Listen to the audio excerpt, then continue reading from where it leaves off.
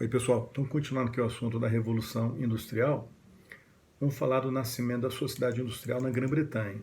E vamos só lembrar o seguinte, qual era a situação da Grã-Bretanha na véspera da Revolução Industrial? A Grã-Bretanha, como você sabe, foi o país pioneiro da Revolução Industrial. Foi o berço da Revolução Industrial, da primeira Revolução Industrial, né?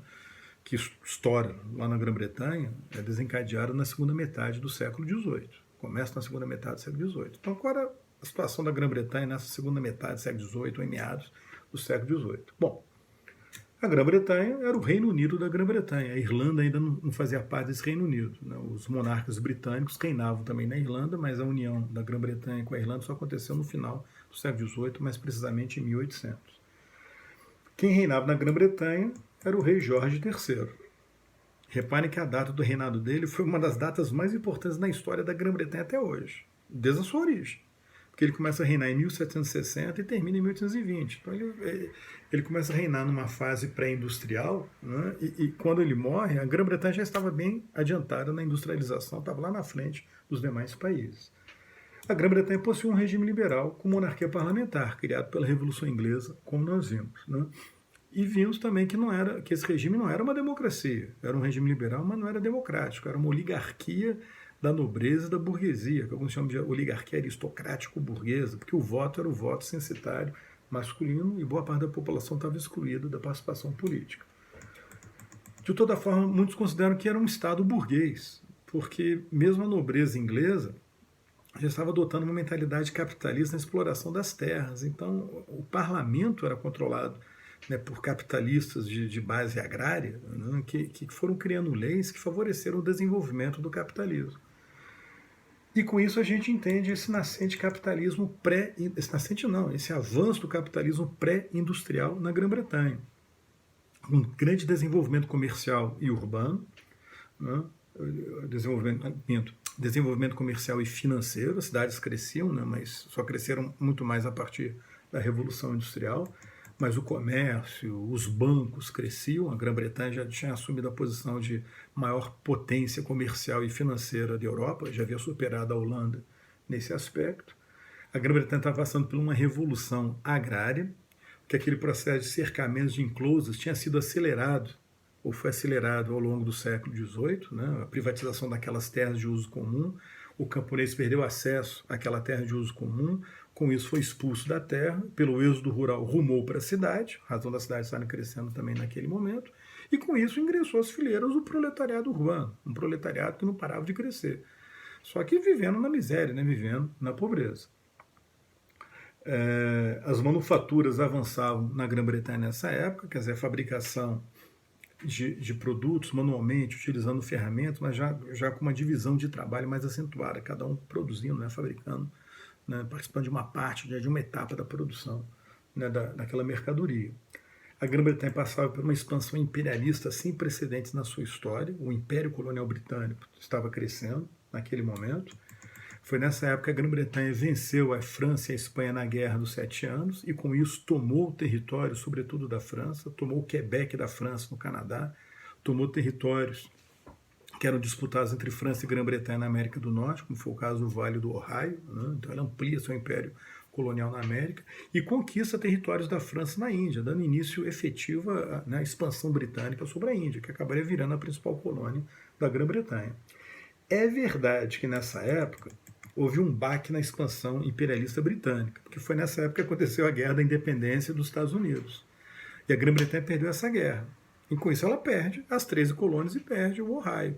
Mas em compensação ela foi ampliando seu território em outras partes, no próprio Canadá, na Ásia, né, sobretudo na Índia. Então ela continua, apesar das perdas nas 13 colônias, ela continua avançando do ponto de vista imperialista, né, colonial.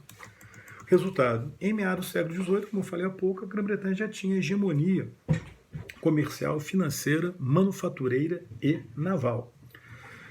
De fato, a gente pode falar que estava ocorrendo uma invasão de manufaturas britânicas no mercado europeu e também nas colônias ibéricas, nas colônias da Espanha e aqui no Brasil, colônia de Portugal, né? Já cada vez mais, de forma indireta, a Grã-Bretanha estava presente aqui em termos de venda de manufaturas, sobretudo de tecidos, para a Espanha, para Portugal e para suas colônias. E uma coisa, pessoal, que a gente não pode esquecer é que a cultura britânica, tanto a cultura popular quanto a cultura da elite, era uma cultura muito marcada pelo calvinismo. E junto às elites marcada pelo iluminismo. Existia uma corrente iluminista britânica, né, adaptada àquele regime liberal. Então a gente vai ter uma cultura que valorizava muito o trabalho, a poupança, o esforço pessoal, que permitia um grande desenvolvimento científico, a criatividade. Com isso, invenções e patentes cresceram de forma extraordinária. Na França, muita coisa estava sendo inventada também, mas o ambiente político francês e econômico francês era menos adequado à aplicação, né, prática em larga escala das invenções. Já na Grã-Bretanha, não, o ambiente era muito mais favorável a isso, porque na prática vocês já tinham uma economia capitalista, embora não industrial, ainda pré-industrial. E com isso a gente entende os motivos do pioneirismo britânico na primeira Revolução Industrial. Então eu coloquei para vocês motivos políticos. A Revolução Inglesa, que criou um regime liberal com leis favoráveis ao capitalismo. Né? A Revolução Agrária do século XVIII, né, com esse processo de cercamentos, de enclosures, né, levando ao êxodo rural e ao crescimento do proletariado. Outro motivo, que é um desdobramento desse primeiro, uma mão de obra, pessoal, abundante e barata, que era esse proletariado concentrado nas cidades. A supremacia comercial e manufatureira, com esse império colonial em expansão. Uma grande acumulação de capital, explorando as terras por meio do comércio, por meio das manufaturas, das atividades financeiras. Uma outra vantagem que a Grã-Bretanha tinha, ela possuía grandes reservas de carvão, que vai ser o combustível básico da primeira revolução industrial. E um grande desenvolvimento tecnológico, né? A máquina a vapor é inventada na Grã-Bretanha. Aí eu coloquei uma sequência com datas das principais invenções, não faz sentido, né, eu ficar explicando, falando agora, repetindo agora. Mas vocês têm a invenção da máquina a vapor, novas técnicas de fiação, de tecelagem, né, o desenvolvimento da metalurgia e da mineração. Um assunto que é muito frequente nos vestibulares são as consequências econômicas e sociais, né, da Revolução Industrial, no caso específico aí na Grã-Bretanha. Né? Primeiro, a gente vai ter a consolidação do capitalismo na Grã-Bretanha, a afirmação de um modo de produção capitalista, com empresários, quer dizer, os burgueses, empregando, contratando trabalhadores livres e assalariados, né, que é o proletariado, para a produção em larga escala de mercadorias. O artesanato é arruinado, ele não tem como concorrer com a maquinofatura. E a manufatura é superada. De uma forma geral, os donos de manufaturas é que introduziram as máquinas. Então, assim, o proprietário da manufatura ele não é arruinado. Ele se adapta, ele moderniza a sua fábrica manufatureira e a transforma numa maquinofatura. Já o artesão não. O artesão não consegue concorrer, tem mais dificuldade de se adaptar e ele fica arruinado. Né? A gente vai ter emergência da moderna questão social. Quer dizer, como a gente estava falando há pouco, né? Forma-se um grande proletariado urbano. Esse proletariado urbano, em especial do operariado industrial, inicialmente vivia sob péssimas condições de trabalho, né, de habitação, com salários baixíssimos, exploração da mão de obra infantil, exploração da mão de obra feminina. Então não foi surpresa que num cenário como esse tenha ocorrido a ascensão do movimento operário, né, com os operários exigindo maiores salários, melhores condições de trabalho, melhores condições de vida, direitos sociais, democracia, direito ao voto, sufrágio universal, que não existia na Grã-Bretanha. Então a gente vai ter esse problema social, que é essa nova camada social. Ela cresce, está concentrada nas cidades e passa a ter uma participação na vida social, exigências políticas, né, que até então não tinha acontecido, pelo menos não tinha esse respaldo, né, dessa categoria social. Surgem os sindicatos e várias manifestações operárias, com greves, né, paralisações, passeatas, né, revoltas localizadas e tal.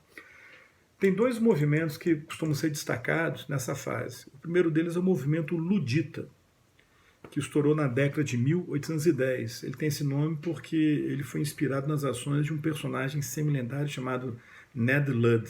E foi um movimento de quebrar máquinas, uma reação dos operários, muitos artesãos arruinados, né, que vão quebrar as máquinas, alguns por uma tentativa desesperada de frear o processo de industrialização, e outros com uma maneira de manifestação, né, contra as péssimas condições de trabalho.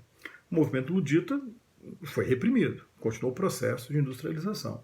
O outro movimento foi o movimento cartista, na década de 1830 e 1840. Tem esse nome que ele foi inspirado na chamada Carta do Povo, uma petição popular encaminhada para o parlamento, pedindo sufrágio universal masculino, democracia, várias reformas. O movimento cartista fracassou. As reformas democráticas foram feitas muito tempo depois, só a partir da década de 1860 e depois na década de 1880. Né? Mas, de toda forma, são manifestações, já são exemplos de manifestações operárias, né, dessa ascensão, dessa emergência, né, do movimento operário, já nas primeiras décadas da Revolução Industrial na Grã-Bretanha. Ok? É isso. Na aula que vem, a gente fala mais sobre o processo de modernização e de industrialização. É isso aí, pessoal. Tchau. Até a próxima.